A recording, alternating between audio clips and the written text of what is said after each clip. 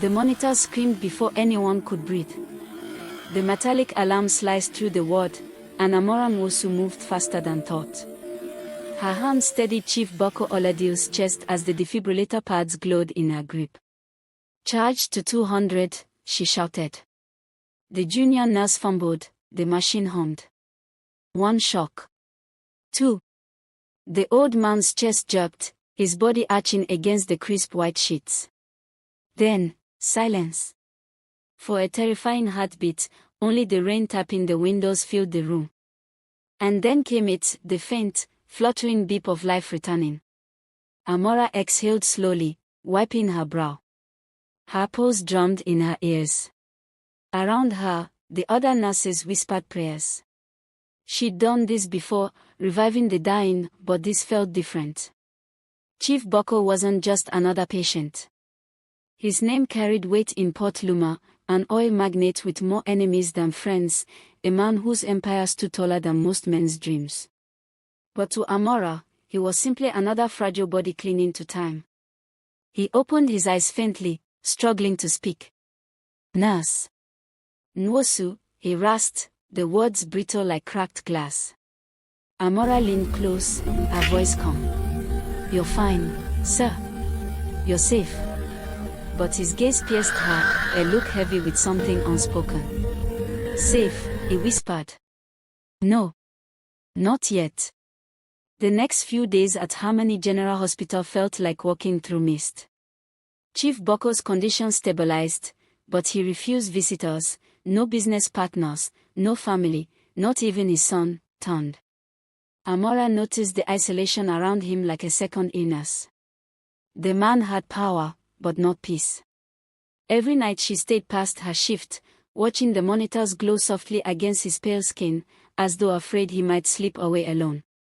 One evening, while adjusting his fur, he said softly, "Do you believe in unfinished stories, Nurse Amara?" She hesitated. "I believe some hearts don't rest until they tell their truth." He gave a weak smile. "Then maybe it's time mine did." He motioned toward the drawer beside him.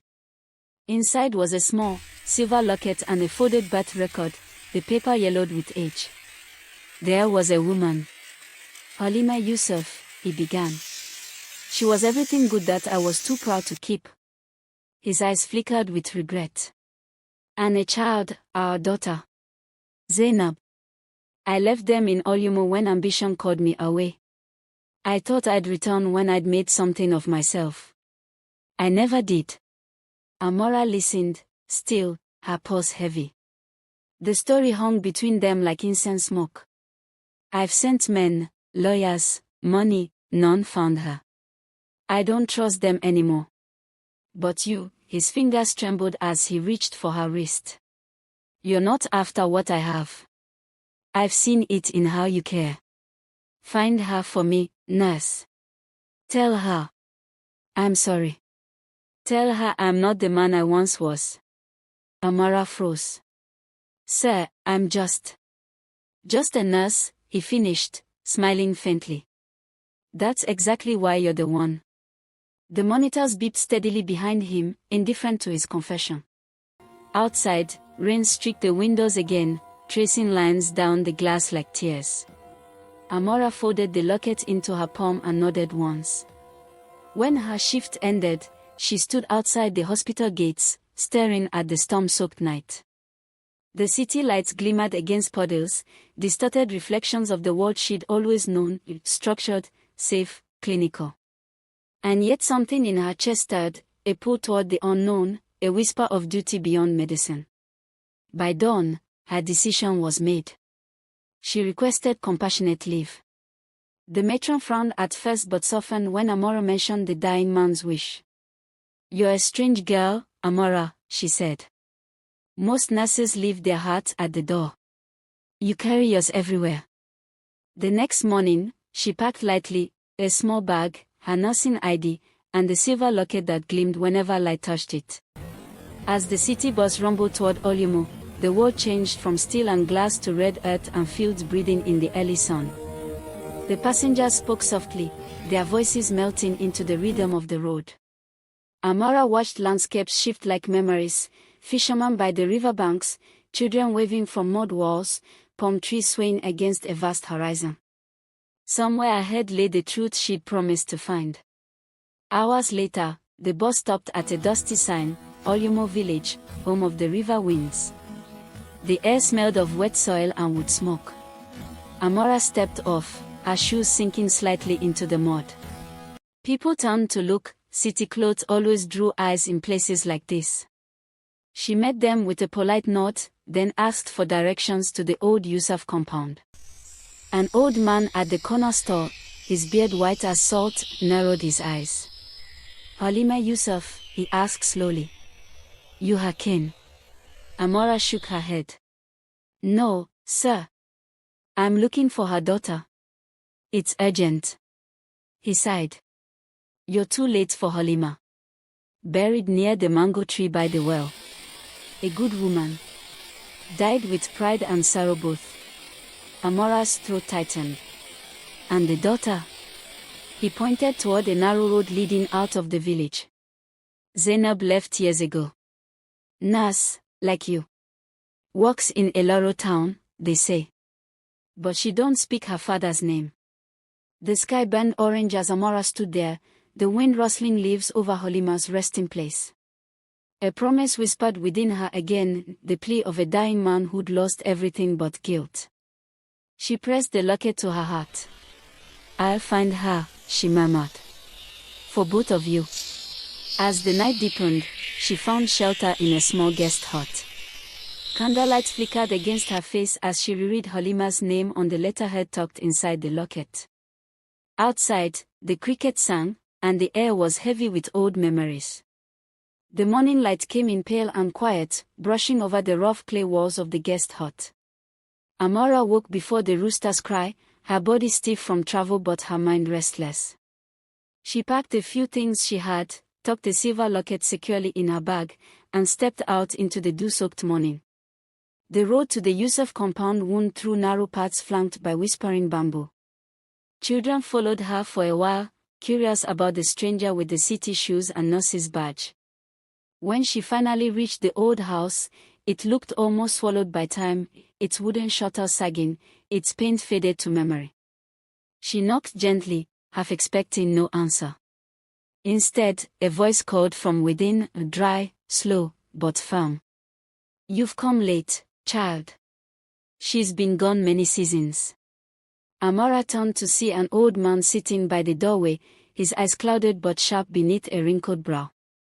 He leaned on a carved stick that seemed older than he was. "Are you Baba Say?" she asked. He nodded once. "That's what they still call me.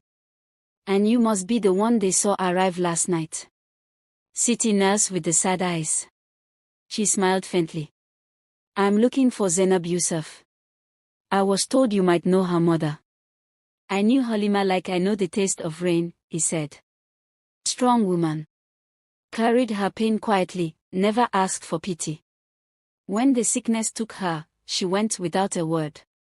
Buried her letters herself, they say. Left nothing but her name. Amara's heart sank. Letters. He tapped the ground with his stick, thinking. Yes. She wrote to the man who broke her heart. Never send them. Said words couldn't cross a distance that long. Come. He led her through the back of the compound, where wildflowers tangled around a cracked water jar. Beneath the mango tree, a small mound of earth bore no name, just a cluster of white stones. Baba Say knelt slowly and brushed the dirt away with reverent hands. This is where her stories sleep. He reached into a small tin box tucked beneath the tree roots and pulled out a bundle wrapped in cloth, letters sealed in fading envelopes, their ink smudged but legible. Amara took them gently, her hands trembling. Read them, he said softly. Maybe they'll tell you where to go next. Amara sat under the tree's shade, opened the first envelope, and began to read. My dear Boko. You promised to return when the rains ended. Each season I waited, each dawn I hoped for your voice at the gate. But time became my enemy, and your silence my punishment. Our daughter carries your eyes, and I see you in her when she laughs. But I tell her you are gone far away, not because of shame, but because I refuse to teach her bitterness. Amara's breath caught. She opened another. Zainab asks about you now. I tell her stories that make you kinder than you were. I hope you'd forgive me for that lie. Sometimes, when the river floods, I wonder if guilt feels like this, constant and heavy, yet somehow cleansing. The last letter was written in an uneven hand, the ink faded. If this ever reaches you, Bucko, know that I forgave you before I even learned to hate you. Life is short, but love is stubborn. Maybe one day, you'll find your way home, not for me, but for her. Amara folded the letters back into their cloth, her chest tightening. For the first time, she felt the full weight of Chief Bucko's regret, how his wealth had built walls, not bridges. Boba Say watched her in silence. You look like someone carrying another's ghost. Maybe I am, she said quietly. He's dying. And all he wants now is forgiveness. The old man sighed. Forgiveness is a road few walk willingly. But if she's still alive, Zainab's the only one who can give it. Amara nodded, her eyes on the dusty horizon. Do you know where she went? She left for Elaro 3 years ago. Works at St. Agnes Health Post. Doesn't speak of the man who sired her. But she kept her mother's strength. You'll know her when you see her, same eyes, same fire. Amara thanked him and offered money for his help. He shook his head, refusing. Just tell her Halima's mango tree still blooms. That's all this old man needs. The journey to Elaro took half a day. She rode in the back of a small truck, the wind tugging at her scarf, red dust staining her shoes. As the sun fell behind the hills, she saw the town appear, lively, busier than Olyomo, but still small enough for faces to mean something. At St. Agnes Health Post, a nurse directed her toward the ward. Inside, Amara's heart jolted when she saw a young woman tending to a child's bandaged arm. She had Holima's features, sharp, dignified, and Chief Bucko's steady eyes. Amara waited until the child left, then stepped forward. Are you Zainab Yusuf? The woman turned, wary. Who's asking? My name is Amara Musu. I came from Port Luma. From Harmony General Hospital. Zainab's expression shifted slightly, guarded. That's far from here. What do you want with me? Amara hesitated, choosing her words with care. I came on behalf of someone who's dying. Someone who owes you a truth long denied. Zainab's shoulders stiffened. You mean my father? Amara nodded slowly. Yes. Chief Bucko Oladio. The name hung heavy in the air, like a storm waiting to break. Zainab turned away, gripping the table's edge until her knuckles whitened. He remembers now. After all these years. After my mother died waiting. Her voice cracked slightly, but her eyes burned with pride. You tell him he can die with his memories. I don't need his ghost. Amara stepped closer. He's not asking for mercy. He just wants to see you once.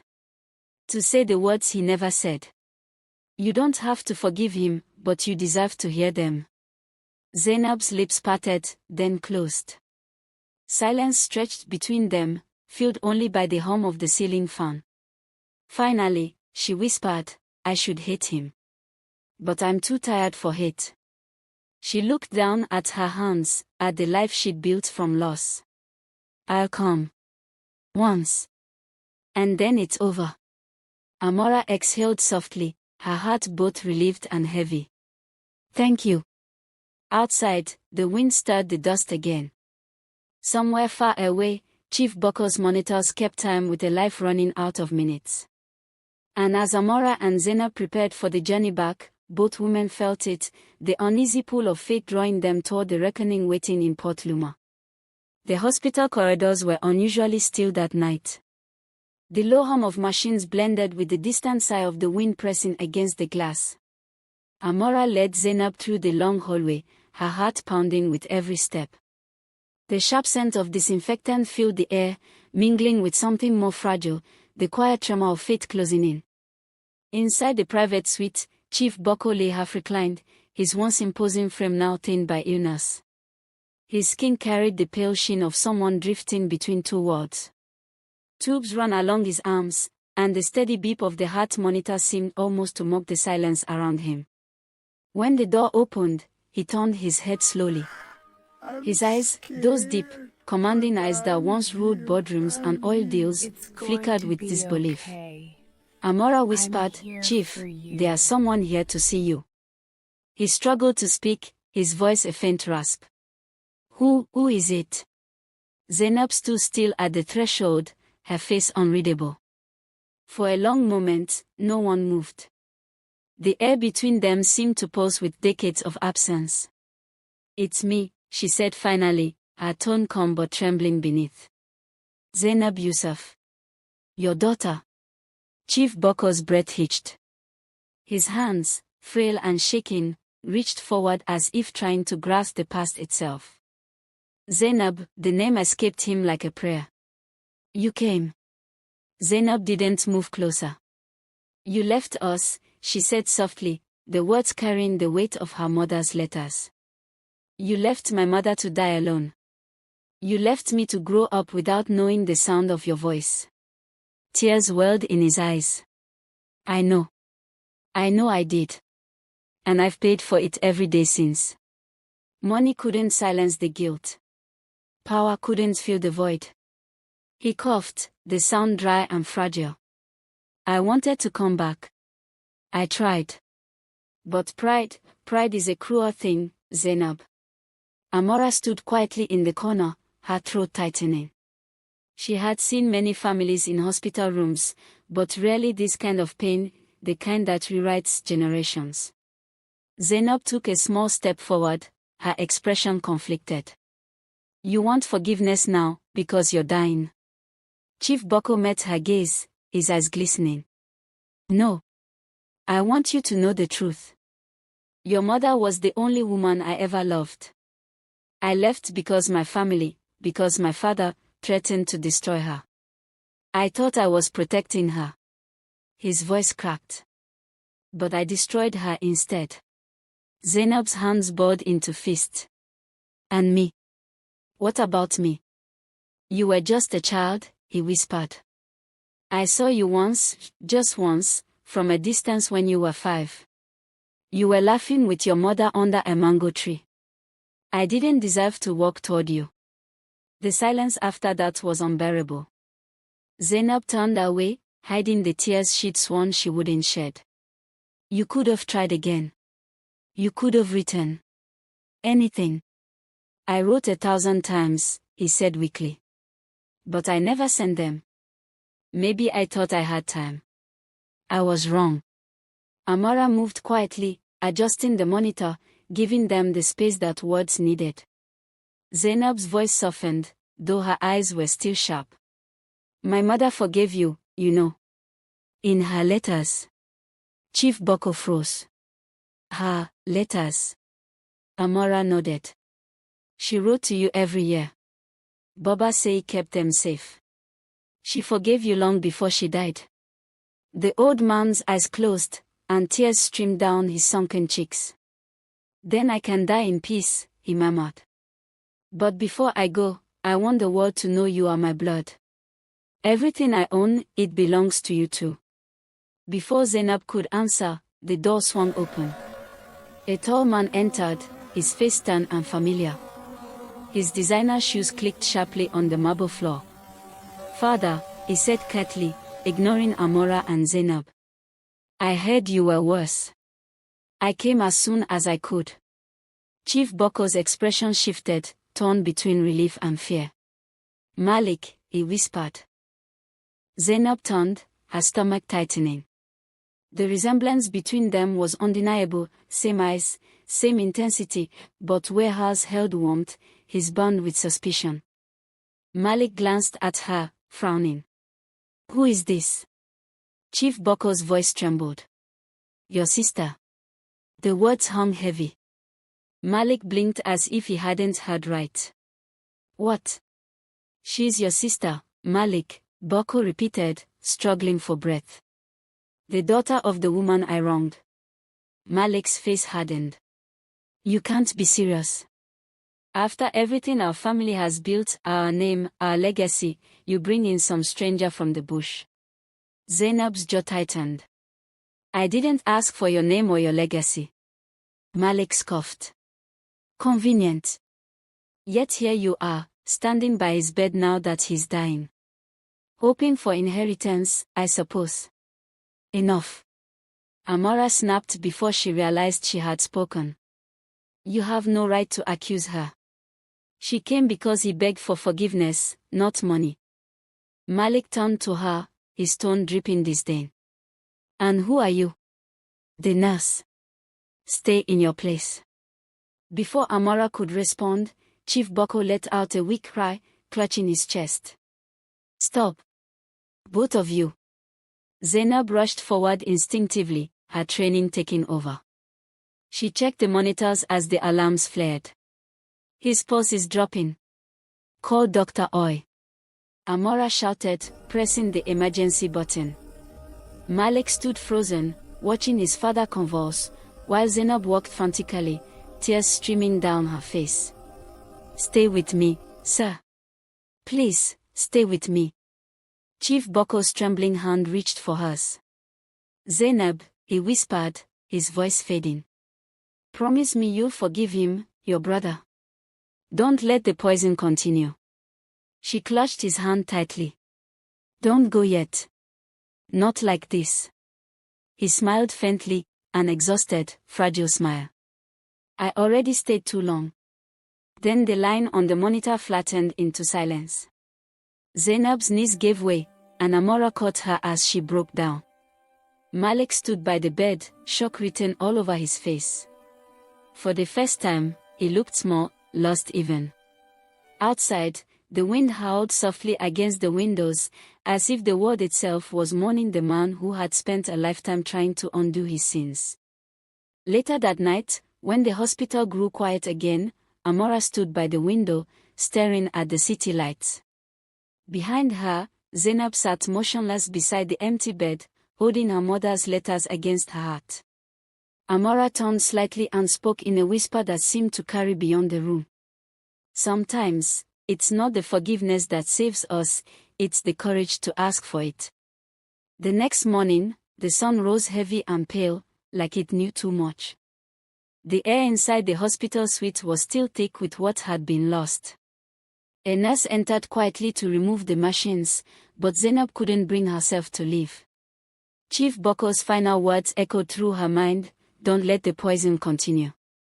Amara stood near the window, arms folded, watching the nurses draw the curtains. She wanted to say something, anything, but the silence between grief and responsibility was sacred. Zainab finally stood, wiped her eyes, and whispered, he died holding my hand, after all those years. Amara nodded. He waited for you, Zainab. He couldn't leave until he saw your face. Just then, the door opened sharply. Malik entered again, no longer dressed in his sleek suit but in a simple black shirt. His eyes were bloodshot, though not from tears. They said I need to sign release papers, he muttered, avoiding both women. Zainab stiffened. You're his son. It's your right. Malik glanced at her, his jaw clenched. And what's yours, exactly? You walked in from nowhere, call him father, and now what? You think you belong here? Malik, Amara started, but Zainab raised her hand to stop her. I didn't come for wealth, Zainab said firmly.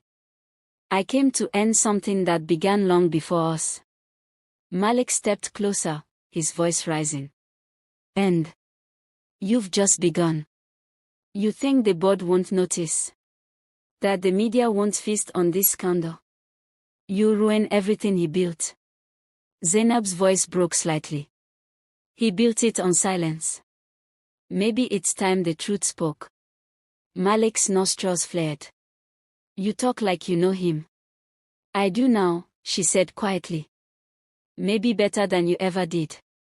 Malik's expression hardened, and before Ida could speak again, an older man in a dark suit entered, Chief Boko's lawyer, Mr. Okri.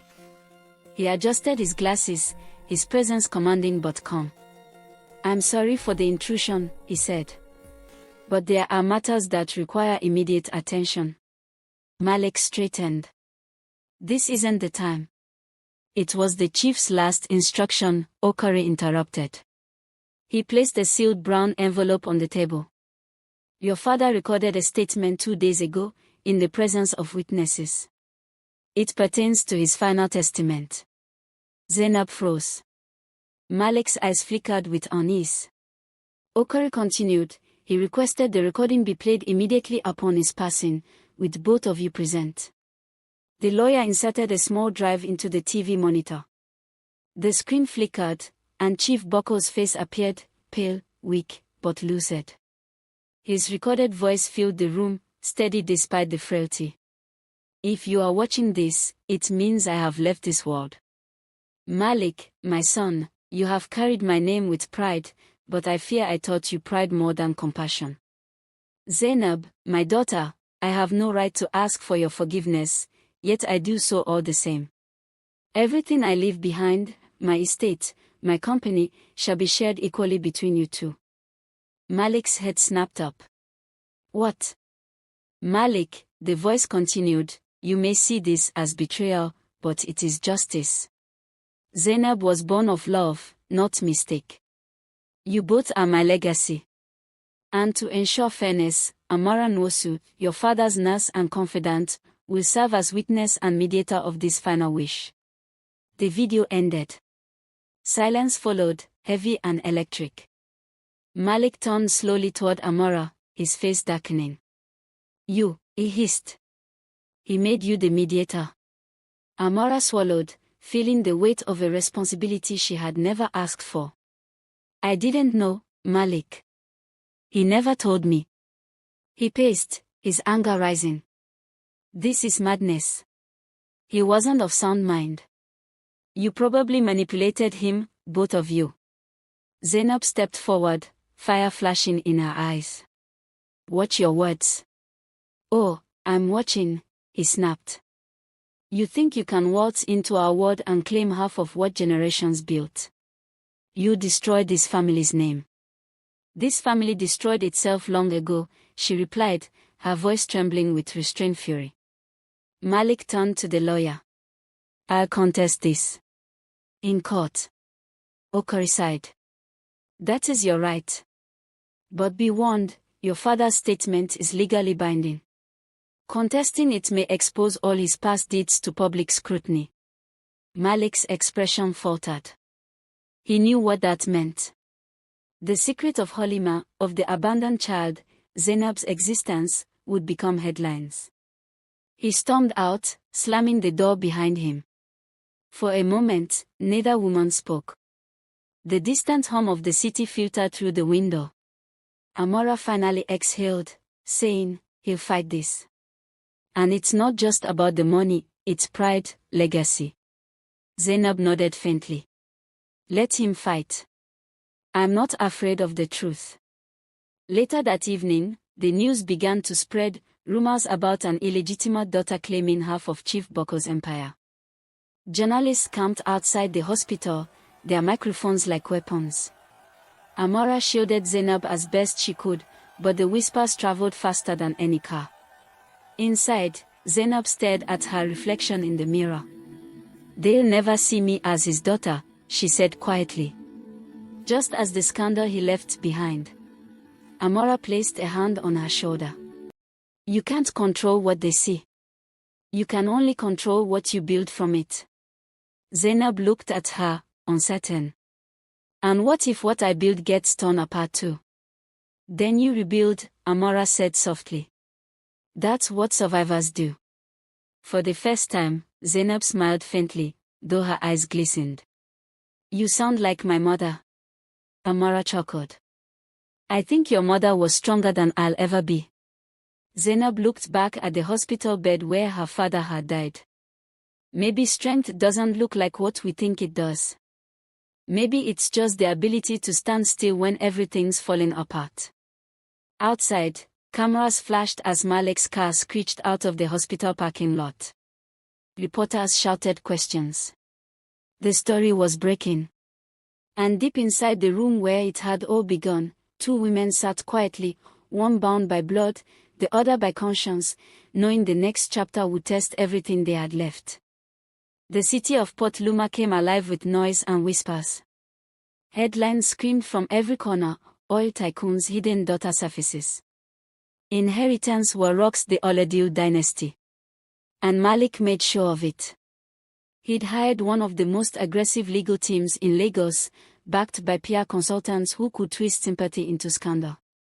News anchors debated Zainab's legitimacy, her upbringing, her sudden appearance. Even old classmates of Malik's father were interviewed, offering shallow opinions for camera lights. Amara watched one of those reports from the hospital cafeteria. Zainab's picture flashed across the screen, her face blurred by judgment. The alleged daughter claims she seeks no wealth, the anchor said mockingly, but sources suggest she's been named a beneficiary in Chief Boko's final will. Amara sighed, switched off the TV, and rubbed her temples. They've turned this into entertainment, she murmured. Zainab walked in just then, dressed simply but poised. She looked tired, her eyes shadowed from nights of legal meetings and intrusive reporters. They won't stop, she said quietly. Not until they break me or I disappear. Amara looked up. Then don't disappear. The truth's only powerful when it's seen. Zainab sat down opposite her, her hands folded neatly. I've been asked to do a televised interview, to tell my side before Malik's team spins it further. Mr. Okari thinks it'll help the case. Amara hesitated. Are you ready for that? Zainab smiled faintly. I've lived in silence for too long. Maybe it's time I speak.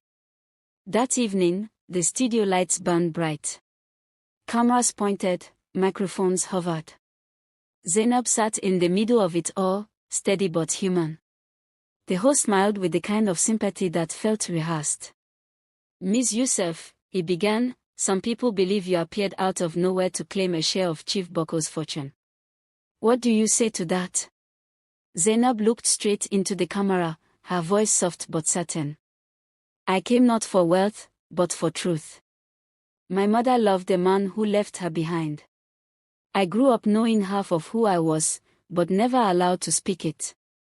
Now I stand here because silence, too, can be inherited, and I refuse to pass that on. The host shifted slightly, caught off guard by the calm conviction in her tone.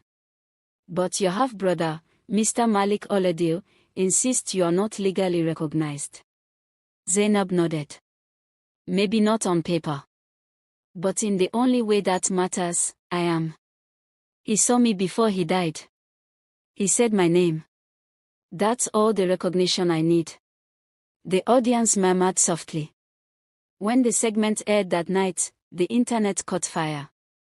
Clips spread fast, hashtags appeared, strangers argued, journalists dug deeper into Chief Boko's past. Public opinion began to shift. One comment thread read, "She's not asking for money. She just wants her father's truth to mean something." Another, "Malik should be ashamed. The will was fair." But Malik wasn't one to lose quietly. Within days, his lawyers filed for an injunction to freeze the inheritance. At the same time, tabloids released old, manipulated photos suggesting Zainab and Amara conspired to influence the dying chief. Amara's phone buzzed endlessly with messages. She ignored most, except one that came late at night, an anonymous number. "You've chosen the wrong side, nurse. People like you disappear every day." She locked her phone, trying to steady her breath. The shadows in her apartment suddenly felt closer. The next morning, Amara met Zainab at the courthouse steps. Reporters swarmed like bees, flashing cameras and shouting questions. "Miss Youssef, are you afraid of the case outcome? Do you have proof of paternity? Did the nurse manipulate the will?" Zainab kept her gaze forward, walking beside Amara as if the noise were wind. "Let them talk," she murmured. "Truth doesn't need to shout." Inside, the courtroom buzzed with tension. Malik sat at one table, immaculate in his dark suit, his face carved from disdain. Zainab sat across from him, calm but alert. When the judge entered, everyone rose. The proceedings began: arguments, documents, cross-examinations. Malik's lawyer spoke first, his tone sharp and accusing. "Your Honor, this woman has presented no DNA evidence, no legal recognition, and yet she claims inheritance to one of the nation's largest estates. This is manipulation, pure and simple." Zainab's lawyer rose next, voice steady but passionate. The late Chief Boko Oladio recorded a final statement in his full mental capacity, verified by multiple witnesses, declaring Zainab his daughter. No law denies a man the right to acknowledge his child. The courtroom murmured. Malik shot a glare across the aisle. When Zainab was called to the stand, she took a deep breath and looked around. The cameras hidden at the back glimmered faintly. "Tell the court," the judge said, "why you're pursuing this case." Zainab hesitated only a second. "Because my mother died with unanswered questions," she said quietly. "Because the man who caused her pain sought peace before his end. And because legacy shouldn't be measured by what we leave in banks, but what we leave in people." Even the judge's pen paused mid-note. Malik stood abruptly. "Your Honor, this is emotional manipulation. She's performing for sympathy." Zainab turned to him, her voice firm. "You think I want sympathy? I want truth. That's something money can't buy, Malik." The judge rapped the gavel sharply. "Enough." The court adjourned for the day, tension still hanging thick. Outside, journalists pressed forward again, but something had shifted. Zainab was no longer seen as the intruder. She was the woman standing against a dynasty. That night, as rain drummed softly against Amara's apartment windows, Zainab sat with her, silent for a long while. "Do you ever wonder," Zainab said, "why forgiveness feels heavier than hate?" Amara smiled faintly. "Because forgiveness means you've decided to carry peace instead of pain, and peace is heavier to hold." They both laughed quietly, exhaustion blending with strange calm. Amara reached for the tea kettle. "Whatever happens next, you've already won something bigger than the case." Zainab looked out at the city lights, her voice barely above a whisper. "I think my father knew that too." The courthouse was packed to the edges that morning. Journalists lined the walls, microphones poised, eyes glinting with the hunger for drama. Outside, the street buzzed with protesters holding placards, some defending Zainab, others demanding the family keep its honor. Inside, everything was hushed. The air was heavy, tense, almost sacred. Zainab sat at the plaintiff's table, her hands clasped tight in her lap. Amara sat behind her, eyes steady, silently reminding her to breathe. Across the aisle, Malik sat stiff, tapping a pen against his file. His smile was brittle, the kind men wear when they've already begun to lose but refuse to admit it. The judge's gavel cracked once. "This court has reviewed all evidence, testimonies, and the late Chief Boko Oladio's recorded statement." Zainab's heart pounded so loudly she could barely hear the rest. The document in question, a handwritten will authenticated by forensic analysis, clearly names Ms. Zainab Yusuf as his biological daughter and a rightful heir. Furthermore, the witness testimonies, including that of nurse Amara Nwosu, corroborate that Chief Boko acknowledged her before his death, in sound mind and body. Malik shifted in his seat, his jaw tightening. The judge continued, voice calm but firm. "Therefore, this court recognizes Ms. Yusuf as a legitimate heir to the estate." The will stands. The courtroom erupted, gasps, murmurs, the flash of cameras like lightning. Zainab didn't move for several seconds. Her fingers trembled slightly. Then, slowly, she exhaled, a breath that seemed to carry decades of buried silence. Amara smiled through tears. You did it, she whispered. But Zainab shook her head gently. No, she said, eyes glistening. He did. He finally told the truth. Across the room, Malik rose abruptly, knocking his chair backward. This isn't over, he barked. She manipulated him. She and her nurse friend. The bailiff stepped forward, hand raised. But the judge spoke first. Mr. Oladil, enough. You had your chance to prove otherwise. This court will not tolerate baseless accusations. Malik's lips twisted into something between rage and disbelief. Then he turned and stormed out, the cameras chasing after him like vultures. The sound of rain began outside, the kind of soft drizzle that feels like the world cleansing itself. Zainab stood there, her shoulders shaking slightly, until Amara came to her side and held her. No words passed between them. The moment didn't need any. Days passed. The story spread far beyond Port Luma. News headlines shifted tone, from scandal to redemption. Editorials praised her courage. Hashtags turned from mockery to solidarity. But fame wasn't what Zainab wanted. She kept to herself, declining interviews. Instead, she used part of her inheritance to establish a foundation in her mother's name, a shelter for women abandoned or silenced, a place where truth could live without apology. Amara visited the new center one humid evening. The air smelled faintly of new paint and jasmine. Children played in the yard, and laughter spilled through open windows. You've built something beautiful, Amara said, smiling. Zainab stood beside her, hands in her pockets. It's not much yet. But it's a start. They walked through the courtyard, where a small plaque caught the light of dusk. For every woman who was told her story didn't matter. Zainab traced her fingers across the words, then looked out at the setting sun. You know, she said softly, for years I thought I wanted revenge. I thought if the world saw what my father did, it would somehow fix what was broken inside me. Amara nodded, listening. But standing in that courtroom, Zainab continued, I realized, the truth isn't about proving someone wrong. It's about freeing yourself from the lie. Amara looked at her, eyes warm. And are you free now? Zainab smiled faintly. Get in there. Later that night, Amara walked home alone, the city's hum following her. Rain had just stopped, and the streets glistened under the streetlights.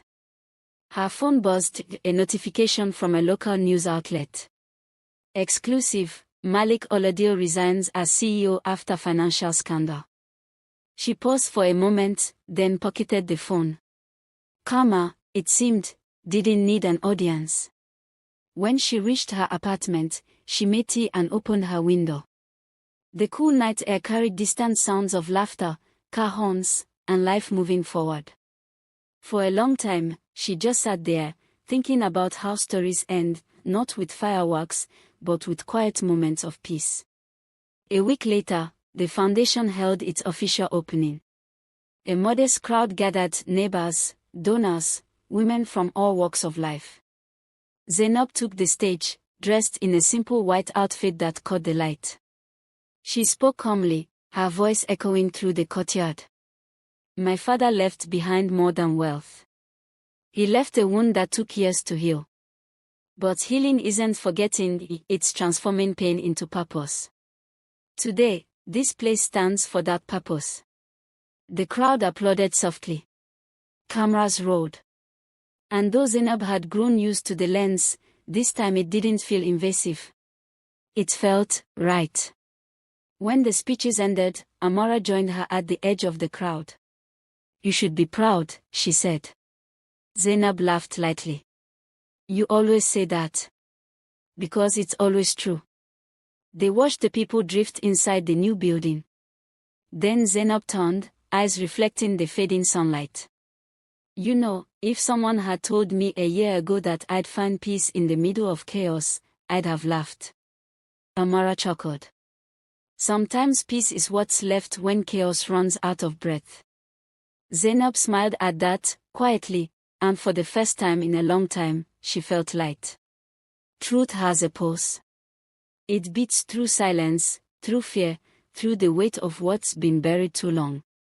And when it finally breaks through, it doesn't roar. It whispers. Gently. Like rain. If this story found you tonight, let it stay a while. Share it, speak it, and let someone else find courage in it too. Subscribe for more stories that remind us, no matter how long the storm lasts, light always remembers the way home.